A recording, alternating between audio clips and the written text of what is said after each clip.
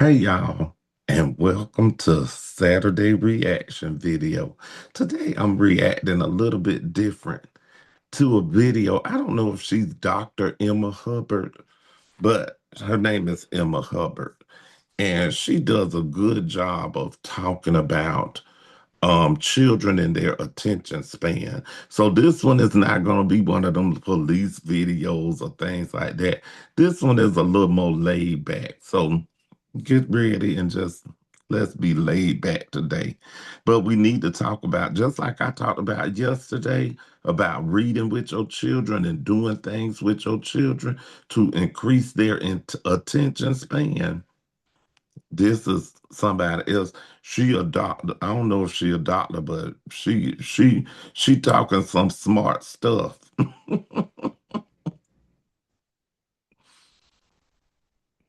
Hold on, let me see. Do, do, do, do, do, do, do.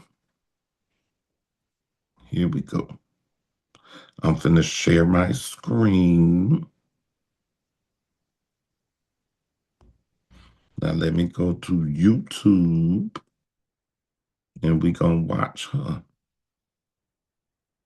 Today, more and more children are finding it extremely difficult to focus, and it's having a real impact on things like their behaviour, their ability to learn, and even the simplest tasks like sitting down and staying at the table for a meal. Unfortunately, the way we live in modern society is a big contributor to this. Things in our homes and in our children's environment and the way we do things today are actually hindering their ability to focus. So the first step, if you want to improve your child's attention span, is to remove the things that are actually harmful to it. Some of these are so damaging that they're actually changing the structure of your child's brain. And no, I'm not.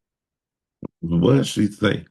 These things are changing the structure of your child's brain. Like I didn't even know that. That's why it's so important for us to work with our children. I'm a hush so y'all can keep listening. Keep listening. Just talking about screen time here.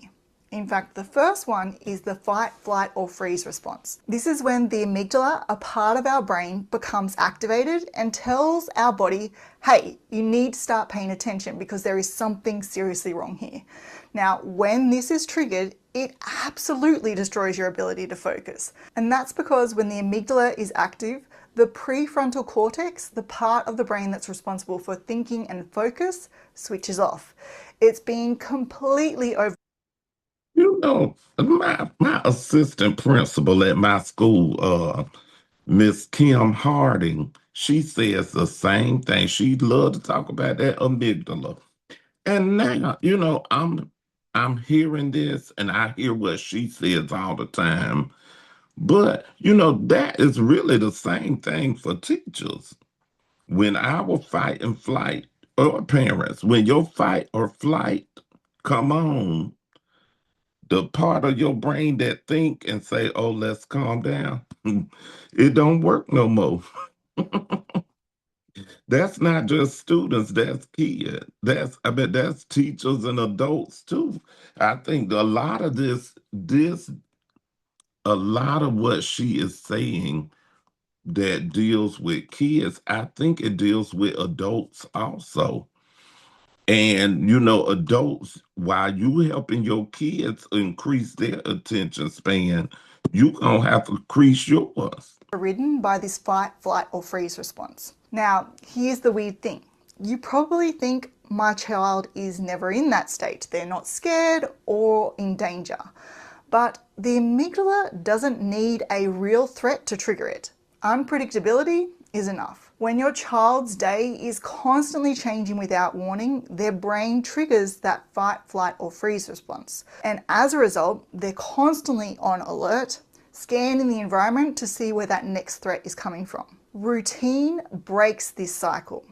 Hold on, I just want to say that because every teacher know, no matter what, if something happens in the day, like a fire drill, or let's say it's picture day and the kids thrown off their schedule, it's almost like you just got to give up the whole day. because that when what she says is true. If your routine is thrown off, it throws off the whole day. I mean, those children can't seem to get back under control. I'm a hush. Let's watch. Knowing exactly what's going to happen in the day tells your child's brain that the environment is safe. And I when they believe in feel safe, the routines. amygdala quietens down and the prefrontal cortex comes back online. And this allows them to focus and come back to the present moment. This is why it is so important to have a predictable routine for your child. Now, when I say predictable routine, I don't mean that you have to have your day planned to the minute.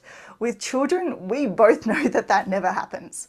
You just want to aim for a similar routine that you follow every day. Things will go wrong, that's a given. You just adjust when they do happen, and then once you get past that, you slot back into the routine. For example, in our house, our morning routine looks like this. Our kids wake up at 6:45 and the first thing they do is Let me step out of this for 1 minute. I'm going to stop sharing for 1 minute because I really believe in routine.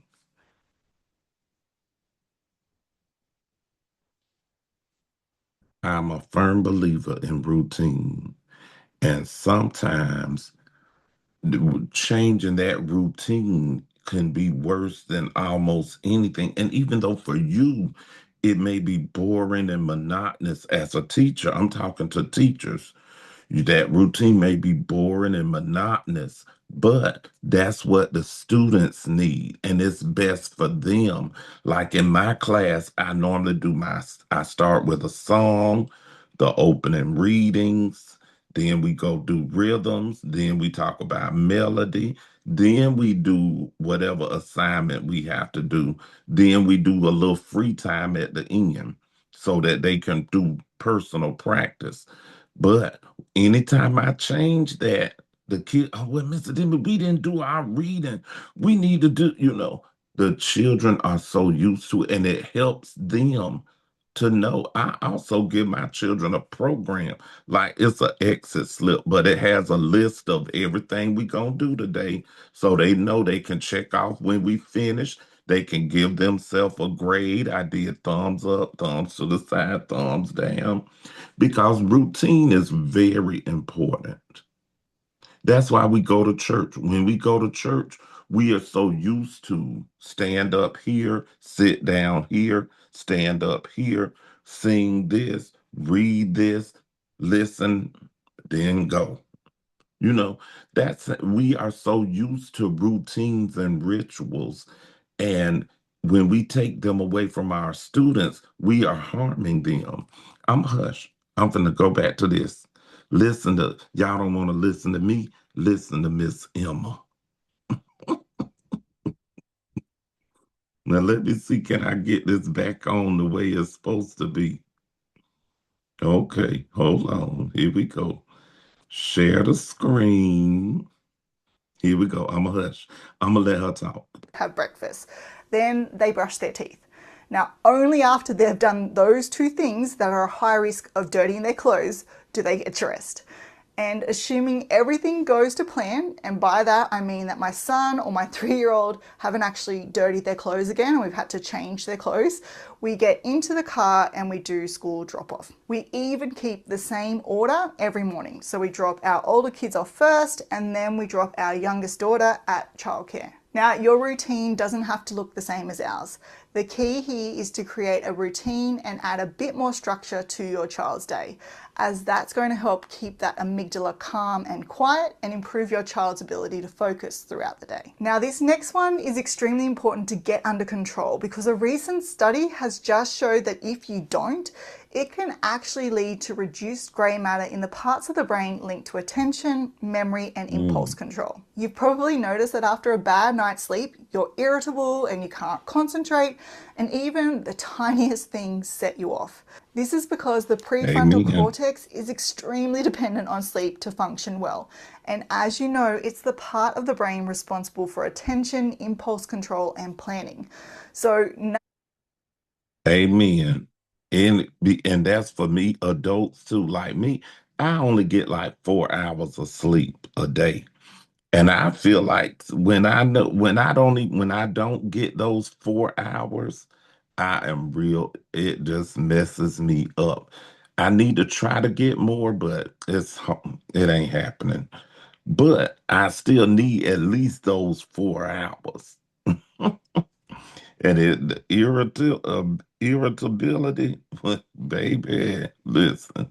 Actually, when you don't get enough sleep, it impairs your ability to do those things. And your child is the same. When they're exhausted, they just cannot focus. This is where the research by Grubber and colleagues is really interesting because they found that the children who are sleep deprived, and by that I mean they were only getting 40 minutes less sleep than usual, Mm, actually presented with symptoms that looked almost identical to ADHD. But when their sleep issues were addressed and they started to get more sleep, those ADHD-like symptoms went away. Now, mm-mm. unfortunately, it goes even further than that. As I Oh, alluded to wow. earlier, chronic sleep deprivation can actually result in changes to your child's brain structure. These changes impact their Adults too. ability to focus and learn in the future. A study which demonstrated this was completed in 2022 by Zheng Wang and colleagues, and they analysed the brain scans of over 8,300 children aged between 9 and 10, and they compared the MRI scans of those children who were getting less than 9 hours sleep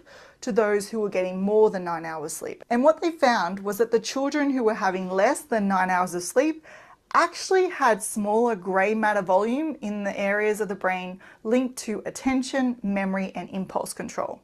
And those differences Wait. That's what I was saying yesterday.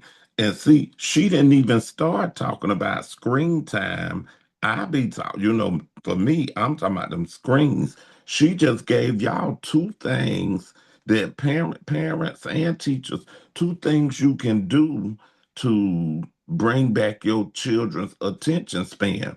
Now, the teachers ain't in charge of sleep, but teachers keeping a routine, parents keeping a routine, then sleeping, scheduling that sleep, taking those tablets away from them at night, taking those phones and locking them in your room until the next morning.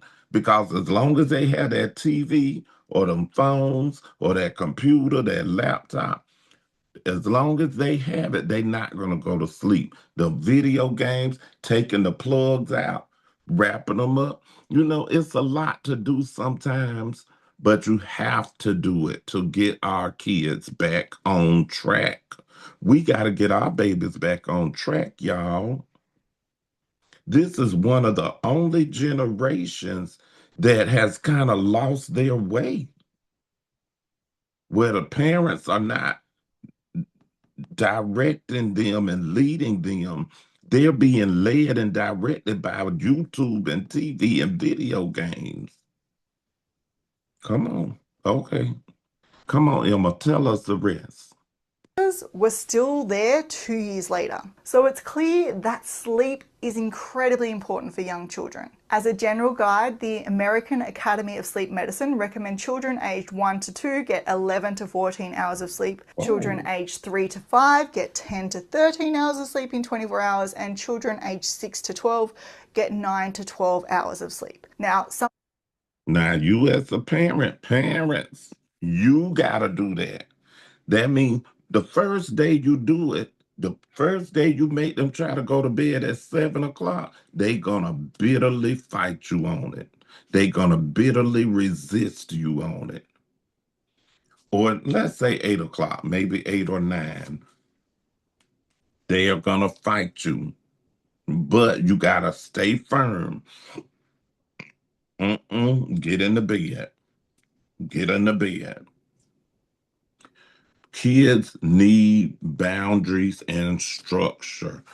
And sometimes you got to be the bad guy. Sorry, parents. You can't be friends with them all the time. Sometimes you got to be the bad guy. Make them go to bed. You already said, she said, how many hours you need. So start back, count backwards. If the child got to get up at 6, do, do, do, do, do, do. This I meant this what time you gotta go to bed. Sorry, not sorry. Go to bed. Here we Thing to go. note here is that deviating 2 hours more or 2 hours less than these recommendations is also considered within the normal range for some kids. So the real indicator that your child is getting enough sleep is that they wake up fairly easily in the morning and function well during the day. If your child is hard to wake, very grumpy, or sleepy in the morning, it can be a sign that they need more sleep, and you might just need to adjust their bedtime to be slightly earlier to ensure that they can actually get the sleep that they need. Now let's talk about the Take elephant them in the room. phones. You've probably been waiting for me to get to this one, and it's screen time. Mm. So what are the realities around this? Well, here's what we know. We've got clear data now that shows excessive screen time can physically change the architecture of a developing brain, and it's not in a good way. A study led by Dr. John Hutton used MRIs to scan the brains of children aged 3 to 5, and what they found was pretty scary. The Mm. children with higher screen use had less mature white matter organization in the areas of the brain associated with attention, language, memory, and the ability to understand and process emotions. Now, what Wait a minute. That's the most important part. The ability to process emotions. That other stuff, attention, that's important too. But that is what I'm noticing a lot of. Children do not know how to process those emotions, that big anger that they get, that they destroy. But I've showed you some videos of kids destroying the room and carrying on like that. But I'm telling you, this goes with adults too. You can see those teachers that are, I think 2 weeks ago, I showed you the videos of teachers crashing out. I'll be one of them sometimes. But I could see why now after she talk about being sleep deprived or when my routine gets thrown off, I can handle it a little bit better. But sometimes when things come back to back to back to back to back, as they do with us as adults, sometimes it happened. Like one my spring break, I had hold on, I'm a go back to the big screen here. Let me fix it. Stop sharing for 1 minute. I'm gonna go back to the big screen. Here we go. Like my spring break, my air went out in my house. My floor got flooded. So I had to change out the floor. My fence fell down in the backyard. Then Sunday before we came back to school, my washer and dryer stopped working. I mean, thing after one thing. So I'm in the hot house. I can't really sleep. I like to sleep when it's cold. So it's hard to get sleep. So I get up Monday morning, but then go back to school. Oh, and that Tuesday, I was going out on medical leave because I had to help my mom. She was having some struggles. So it was just stressful, stressful, stressful.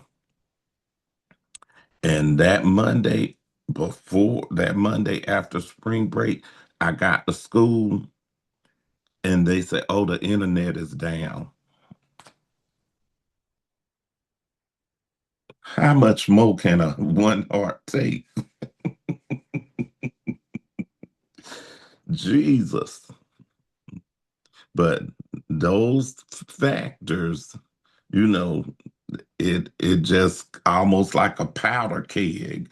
So, teachers experience that too. And I just can imagine if I had a child living with me, one of my children, if they were younger and they living through all of what I'm living, they don't, they're not experiencing, you never know what they experience. You think, oh, well, they don't know what's going on, but they can see also. Anyway, I'm a hush. Whew. Now, calm down, Kyrie. I done got worked up. My amygdala done started activating. Let me calm down.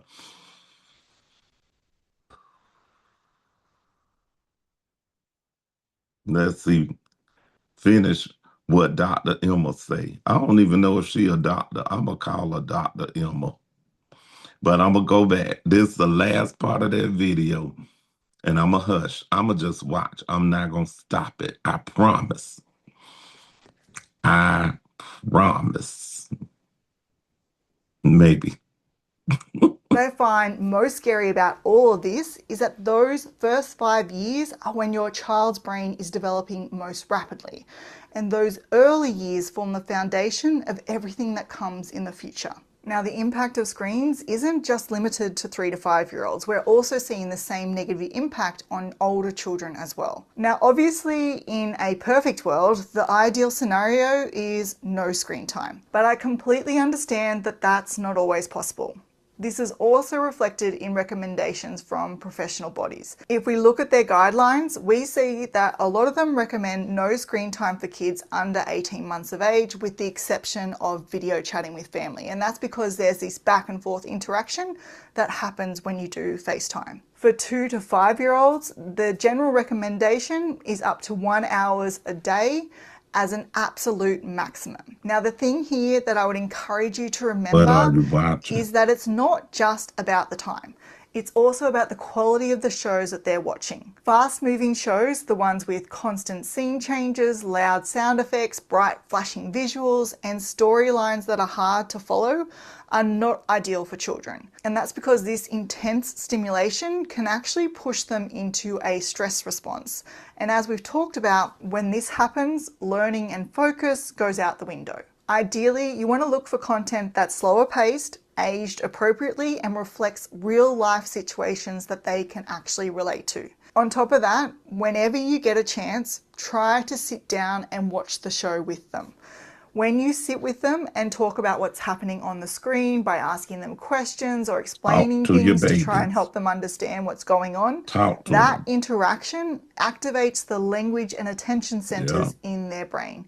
And this means you're turning what would be a passive experience into something much more valuable. Now, some shows do try to replicate that, where the presenter talks directly to the child and asks them a question and then pauses for an answer. But in these situations, the presenter just keeps talking regardless of what the child says or does. Their response doesn't change based on what your child does in that moment. And that responsiveness, where someone is actually reacting to you, is what you just can't get from a screen. So if you Right. can, join them. Now, up until this point, we've talked about how to remove the negative factors that are harming your child's attention span. But we haven't talked about how to build that skill. Build it. How do you actively develop your child's Sit and attention still span? One of the sometime. most effective ways to build attention span is to stick with a task for an extended period of time. Now, as you probably know, it's hard to get a kid to sit and do one thing for a long I said I wasn't gonna stop it. But I do believe sitting still, play games like freeze dance, hide and go seek, uh freeze tag, teach them children to sit still. Start out with short times and then get longer. Teach them to sit still. Sitting still and doing things that take require some time. Shut up, Kyrie. Listen, Dr. Emma said it. I been saying it. Listen to her too. time if they don't enjoy it. But they do enjoy play. So we use that as a tool to get them to sit still and pay attention for longer periods of time. But here's the thing, it's not just about play. The way you play with them is also really important. So here are a few tips on how to play with them in order to actively build their attention span. First of all, when you sit down and play with your child, follow their lead. This means copying what they're doing and not directing their play. Because to them, the way we play as adults is Boring. boring. Show We leader. often turn it into teaching lessons, and then it's no longer enjoyable for them, which means they stop playing. So get down on the floor with your little one and copy what they're doing. Now, what you can do is slightly extend that play for them. What that does is give them more to do, which then means they will play for longer. So for example, if they're building a block tower, get down and build one too. Then to extend it, maybe you can grab a car and then drive it around that block tower and then smash it into your block tower and just wait. What you might see is your child picks up a car, drives it around their block tower, and then they smash into theirs too. When you do this, you're not so much directing their play, you're just showing them an additional step that they can do in their play if they want to. And this in turn can extend their play sessions. I'm going to stop it, y'all, right there. Because she gave us a lot to chew on right there. And so, hold on, let me make sure I'm getting this all together. I'm back in the app. Listen, she gave us a lot to chew on. It all boils down to paying more attention to your children. Parents, teachers, pay more attention to your children. Know what's happening.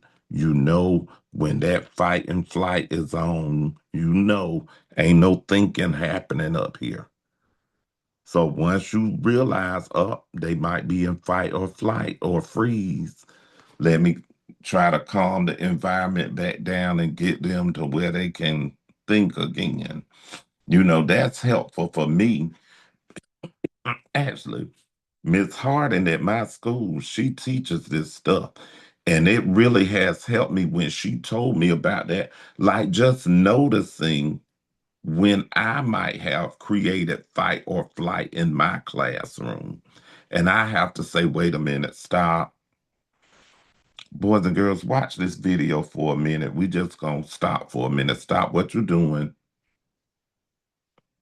Let's take a break. Or, hey, let's have some talk time. Just talk to your neighbor. Give it 5 minutes. I'm gonna give you 5 minutes, something like that. No pushing and playing, just sit and talk. Anyway, whew, this was a heavy reaction video. Anyway, I hope y'all will listen and take heed to what I'm gonna call her Dr. Emma. Take heed to what Dr. Emma was saying. Um, anyway, remember where the spirit of learning is, there is liberty.